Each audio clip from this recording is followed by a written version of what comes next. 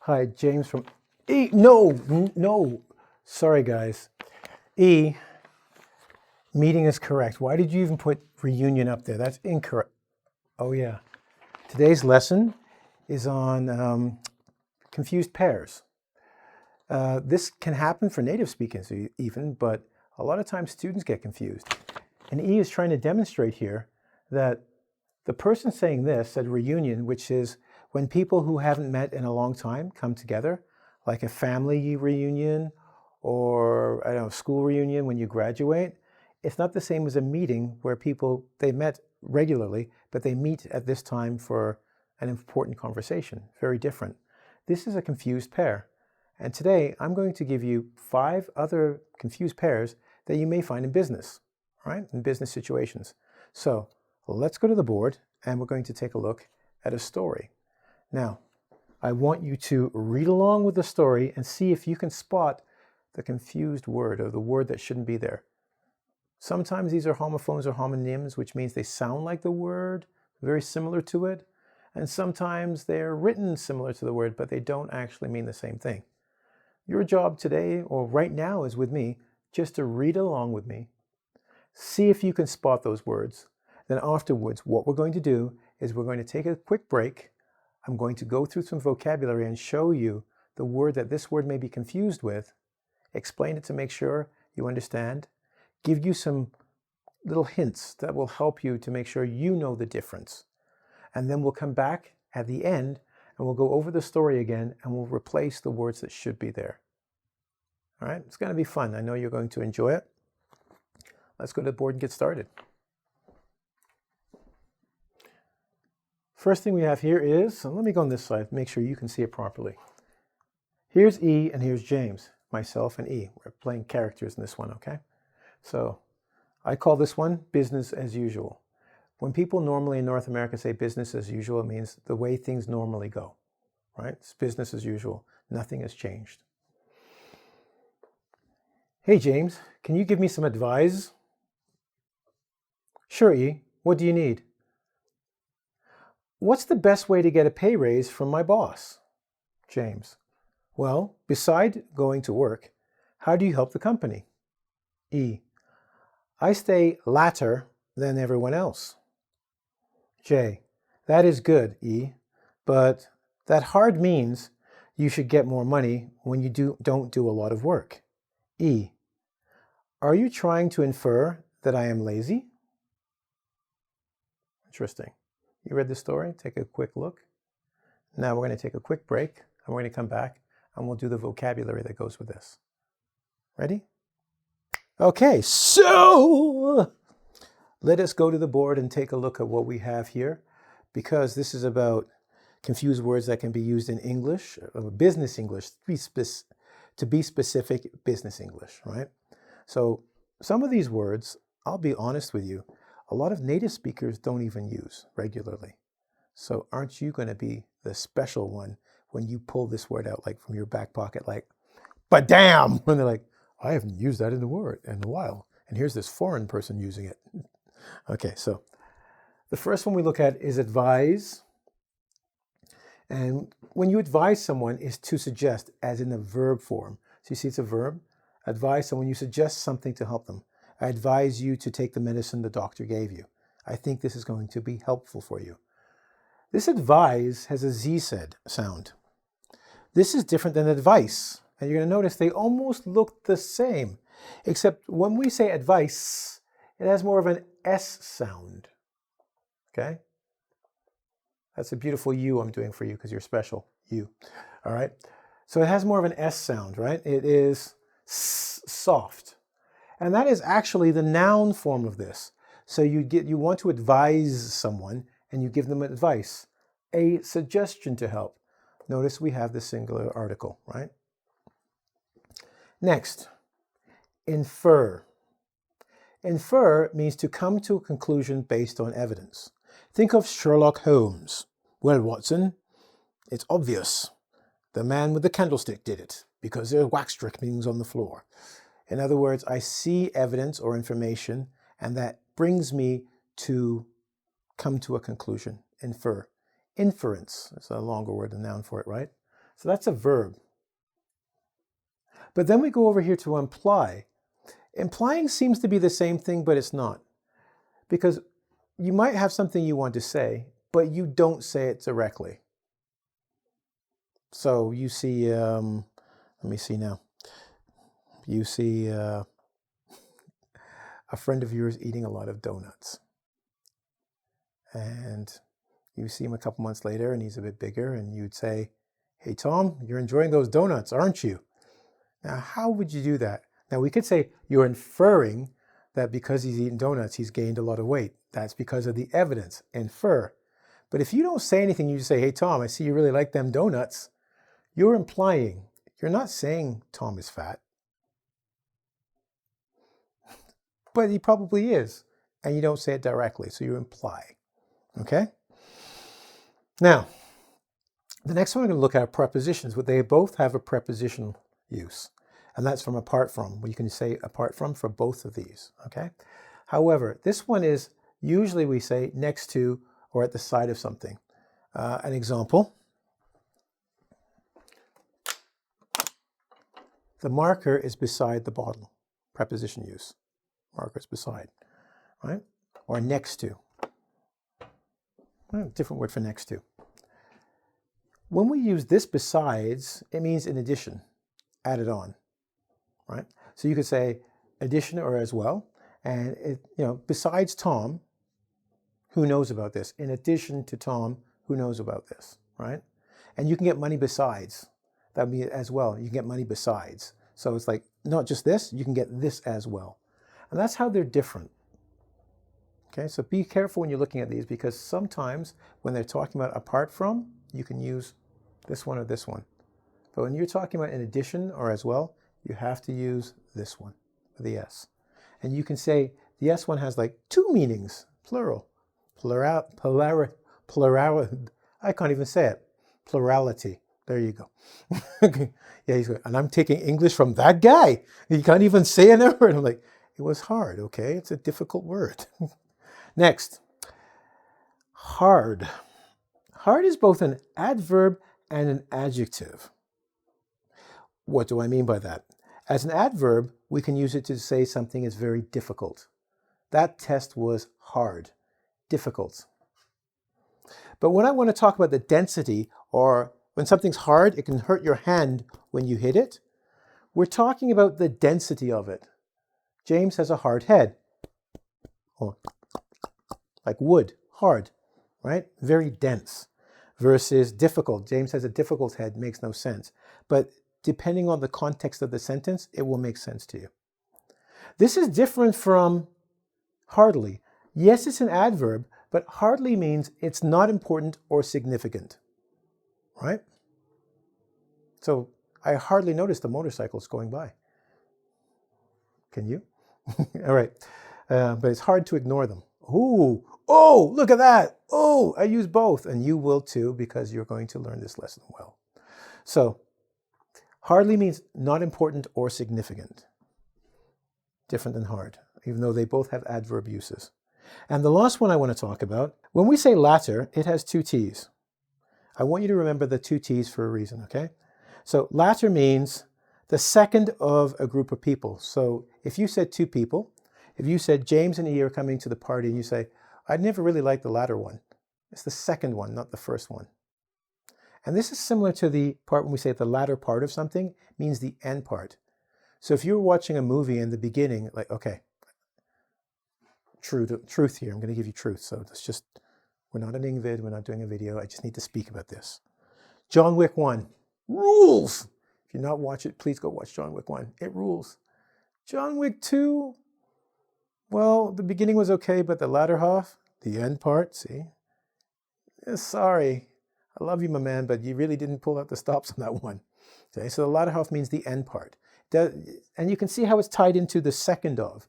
When we talk about the latter of something is the second part of it, and then it's the end part, because there's a beginning and an end, two parts. And I usually say, if you want to remember this one, think of this one has two T's, two meanings, the second or the end part of two parts. You like that? I know you do. Well, later, is an adverb or adjective, and it basically means not now, later. And to make it easy for you, it's the comparative of late. If something's late, and you know what late means? Well, on time is here. If you're late, you're here on the other side. Early is here. What does that mean? Early is before this time. Late is after this time. Later is even after this time. Okay? I will see you later. All right? So it's a comparative. It can be a comparative of late. He is late. She is later. But it also can be just to describe something. It was a late movie. Cool? All right. So now that we know all of these, I would like to go back to the board, go back to our original story, business as usual, and see how we can correct E's use of words. Are you ready? Let's go. And it is time for us to do business as usual and go to the board. Now, it's our test time, and as you can see, I have done our bonus work, our quiz for the end, or our homework, and we're going to fill in the gaps here. Gaps mean spaces. So let's see, from looking at the original story, what word do you think should go here now? James, I'm sorry, hey James, can you get me some? Yes.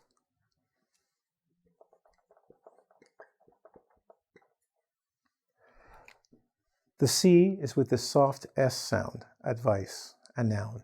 Give me some advice. We can see this is telling us, a determiner telling us how much advice, some advice. Next, sure E, what do you need? Next, what's the best way to get a pay raise from my boss? Well,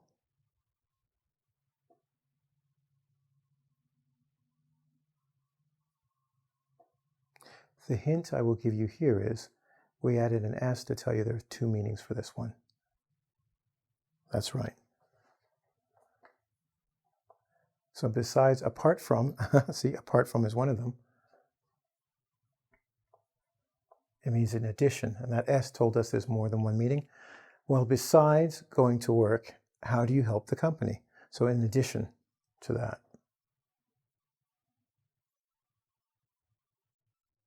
I stay something than everyone else. What would that be? That's right, later. There's late and later. Now, do you remember the hint I gave you for the other word? That was latter. It has two T's, right? And it would be the second half or the second thing. In this case, we're just comparing it to everyone stays late while I stay later than everyone else. That is good, E, but that something means you should get more money when you don't do a lot of work. What would that be?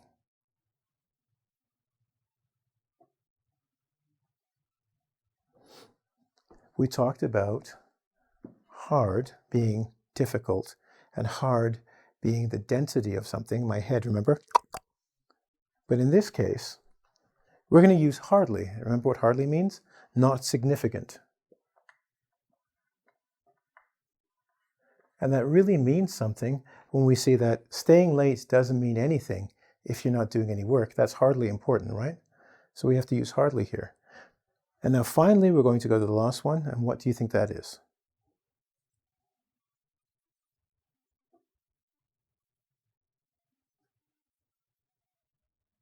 Well, we said infer comes from evidence. And when you infer something, you're going to probably say it directly because you have evidence to say, this is why I believe. But when you don't say something directly and you kind of hint at it, you are, well, I'm going to say implying because that's appropriate in this case. But are you trying to imply that I'm lazy? He's not saying it directly. He's saying it in a roundabout way. Well, you don't really work hard, so staying late doesn't matter because you're lazy. And he's like, damn it, how can you do that to me? That's what happens.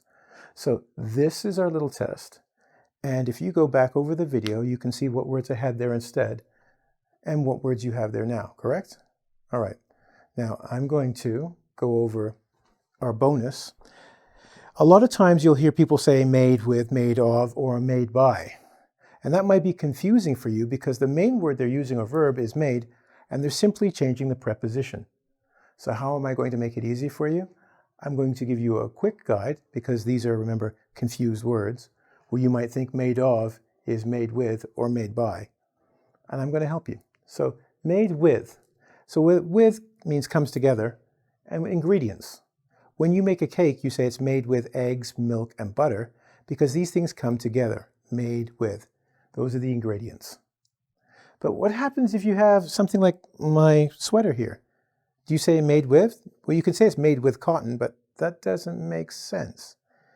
When you want to talk about the actual material itself, the object, you can say it's made of, and it means this is the stuff that it comes from. So here's an example. Cheese is made with or made of milk. Yeah, it's made of milk. That's the material that goes into making cheese. Yeah, you can make cheese, or you made cheese with different things, but the material it is has to be made of. Made by is how is it made, right? Made by fairy hands, or made by, I don't know, adding this or that. And that's how you did it. Cool? All right. So now that we've got those done, so you've got your bonus section saying how you use made in English, and we can modify made to tell you the ingredients of something, the materials of something, or how it's made. Let's look at your homework. In this particular case, I'm going to say there are two words that I have taught you today in confused words that you are now clear on, that you can answer these two questions for me. Okay, so number one is something James. Who else was in the story? Something James. Who else was in the story? And the second one is, what something would you give an English student? Okay, now, these ones are particularly hard because they can be used for business. And some of these words, even native speakers don't use that often. So I'm going to offer you 100,000 points for every one you get correct. What does that mean? Whether you're watching this video at engVid or whether you're watching this video on YouTube, what I'd like you to do is, if you see a student get these correct, give them a thumbs up or a check or whatever it is on the platform you're using to tell them they got it correct. And we're looking at, we can look back and see if someone's got 15. They got 15,000. Oh, I said 100,000. That'd be 1.5 million points. So help your other students know that they're learning English by checking it off, okay? And test yourself. I've seen many times many students put down responses. So it becomes a community thing, all right? Now, I also want you to go to www.ing as in English, vid as in video.com, where we have the quiz that follows this and many other amazing teachers I'm sure you're going to enjoy. And I'm going to ask you two things before I go. And then I've got a little something special for you. Like me, love me, please like me. If you're not going to let me, like me. Please, you've watched, this is your video. I'm still here begging you, which means you liked the video enough to see what I was going to show you. So press like. And while you're at it, please be honest with yourself. Is this the first video you watched? The 10th? The 11th? Subscribe. It helps with the YouTube algorithm, and that means I can get to you faster, which is, I think, what you want because you keep coming back, right? It's like I'm your pusher. That'll be for another video. Anyway, I want to leave you with a quote. I told you this was about business, so I'm going to give you one of the best business quotes ever.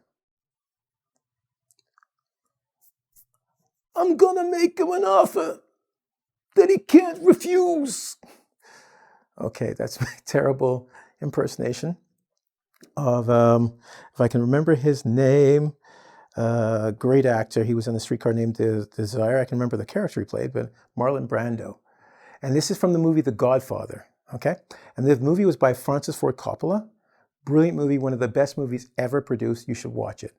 And if you don't know, I'm going to make him an offer that he can't refuse, you'll watch the movie and you'll laugh. You'll go, that James is a funny guy. He's a very funny guy, If you don't watch the movie, I just sound like an idiot. But I can take that. It was a great line. Anyway, so you got my quote.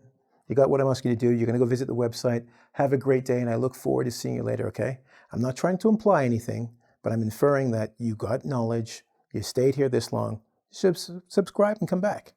See you later.